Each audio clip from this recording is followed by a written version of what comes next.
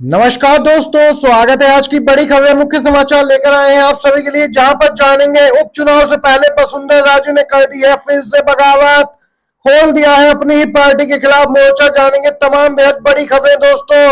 वहीं दूसरी तरफ राहुल गांधी ने एक बार फिर से जोरदार हमला बोला है प्रधानमंत्री मोदी पर। दूसरी तरफ क्या दिल्ली में लगेगा राष्ट्रपति शासन? जी हां, आ रही है इससे संबंधित भी बड़ी खबर।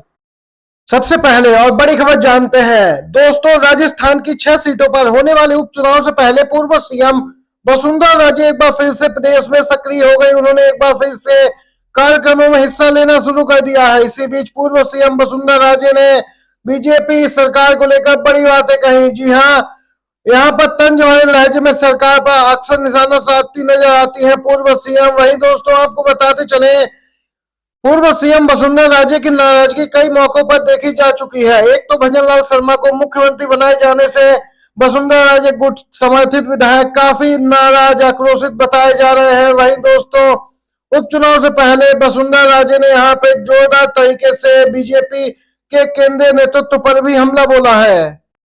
अपने गुट के 42 समर्थित विधायकों के साथ अपने निज आवास पे इन्होंने बैठक की है। दोस्तों आगे की रणनीति पर चर्चा की गई है। देख सकते हैं दोस्तों, इससे पूर्व भी बीजेपी के कार्यक्रमों से दूरी बना चुकी थी पूर्व सीएम वसुंधरा राजे। एक बार फिर से यहाँ पर सक्रिय हुई है पूर्व सीएम। दिल्ली में लगेगा राष्ट्रपति शासन। जी हां, राष्ट्रपति ने भाजपा के पत्र का संज्ञान लेते हुए गृह मंत्रालय से कार्रवाई करने को कहा। दिल्ली में लग सकता है राष्ट्रपति शासन।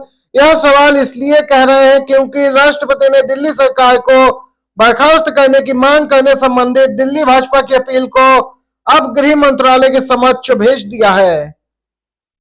आम आदमी पार्टी सरकार को बर्खास्त किए जाने की मांग को लेकर भारतीय जनता पार्टी के विधायकों द्वारा राष्ट्रपति मुर्मू को सौंपा गया ज्ञापन गृह मंत्रालय को भेजा गया है दोस्तों, जिसके बाद संभावनाएं बढ़ रही है कि दिल्ली में राष्ट्रपति शासन लग सकता है, क्योंकि जेल में बंद होने के बाद भी अभी तक मुख्यमंत्री केजरीवाल ने इस्तीफा नहीं दिया है।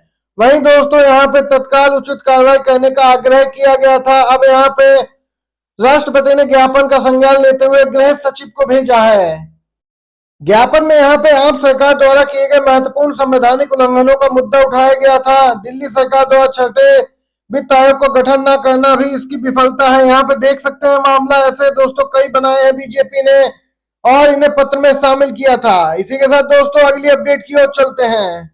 जी हाँ दोस्तों, कांग्रेस नेता की बड़ी मुश्किलें तो लगाई है सीजीआई से बचाने की गुहार। पीएम मोदी पर टिप्पणी मामले में शशि थरूर ने की तुरंत सुनवाई की गुजारिश, तो सीजीआई ने भी कह दी है बड़ी बात। सुप्रीम कोर्ट ने दिल्ली हाई कोर्ट के एक फैसले के खिलाफ कांग्रेस के सांसद शशि थरूर की याचिका को सूचीबद्ध करने पर विचार किए जाने पर सहमति व्यक्त की है। दिल्ली हाई कोर्ट ने पीएम मोदी को निशाना बनाकर कथित तौर पर की गई शिवलिंग पर बिच्छू संबंधित थरूर की टिप्पणी को लेकर उनके खिलाफ मानहानि की कार्रवाई रद्द करने से इनकार कर दिया था। मुख्य न्यायाधीश डीवाई चंद्रचूड़ के नेतृत्व वाली पीठ ने दोस्तों सहमति जताई है, सुनवाई के लिए हामी भरी है।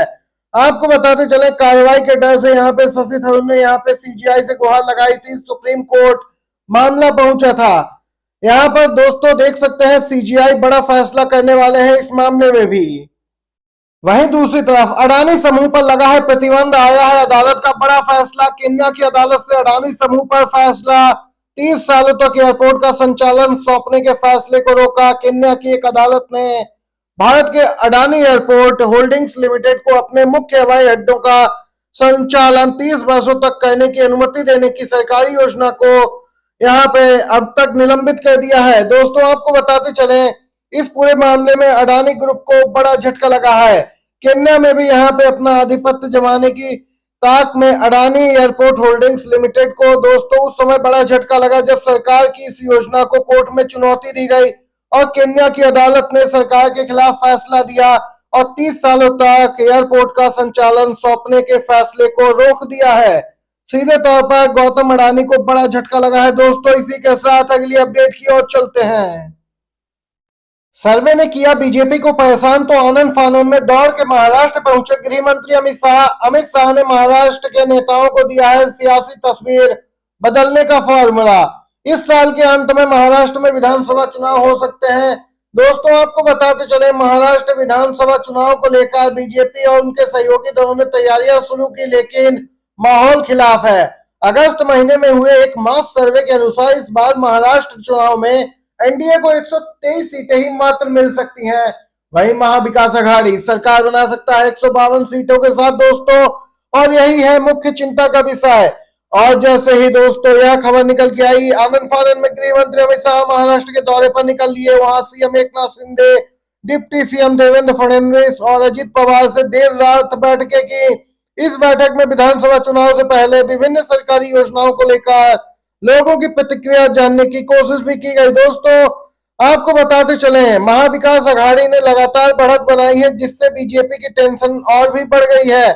इसीलिए बार बार प्रधानमंत्री मोदी से लेकर गृह मंत्री तमाम बीजेपी के वरिष्ठ नेता महाराष्ट्र के चक्कर लगा रहे हैं।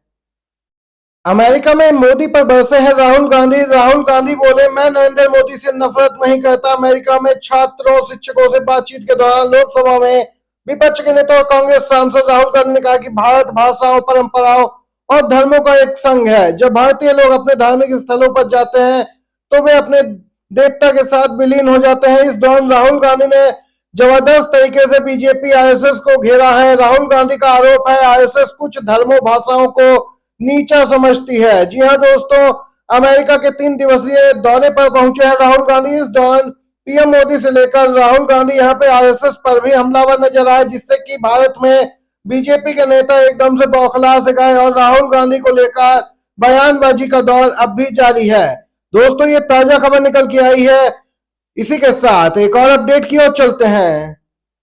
वहीं दोस्तों इसी के साथ हरियाणा से आ रही अपडेट, आम आदमी पार्टी अलग से लड़ेगी चुनाव। 22 उम्मीदवारों की पहली सूची जारी की। जी हाँ, अभी तक गठबंधन की संभावनाएं तलाश रही थी कांग्रेस पार्टी, लेकिन बात नहीं बनी। इंडिया गठबंधन के तहत साझा कार्यक्रम तैयार होना था दोस्तों, सीटों पर बात नहीं बनी। 5 सीटें देना चाहती थी कांग्रेस, लेकिन आम आदमी पार्टी 10 सीटों पर अड़ी थी। वहीं दोस्तों इसी बीच आम आदमी पार्टी ने 10 सीटों पर चुनाव लड़ने के लिए अपनी प्रथम सूची जारी की है। यह सूची जारी होने के बाद यह तय माना जा रहा है कि अब इंडिया गठबंधन के तहत आम आदमी पार्टी फिलहाल कांग्रेस सपा के साथ शामिल नहीं होगी, जबकि अन्य परिदृश्य में सपा यहाँ पे कांग्रेस के साथ दिखाई दे रही है। 3 सीटों पर सपा उम्मीदवार उतरेंगे। अखिलेश यादव ने 3 उम्मीदवारों की सूची कांग्रेस को भेज दी है। दोस्तों कांग्रेस और सपा एक साथ चुनावी मैदान में दिखेंगे, जबकि नोटा से भी कम वोट पाने वाली हरियाणा में आम आदमी पार्टी यहाँ पे इस बार इंडिया गठबंधन के तहत चुनाव में नहीं दिखेगी। ये दोस्तों थी आज की सभी बड़ी खबरें, मुख्य समाचार। वीडियो अच्छा लगा हो तो लाइक कीजिएगा, शेयर कीजिएगा। बहुत बहुत धन्यवाद।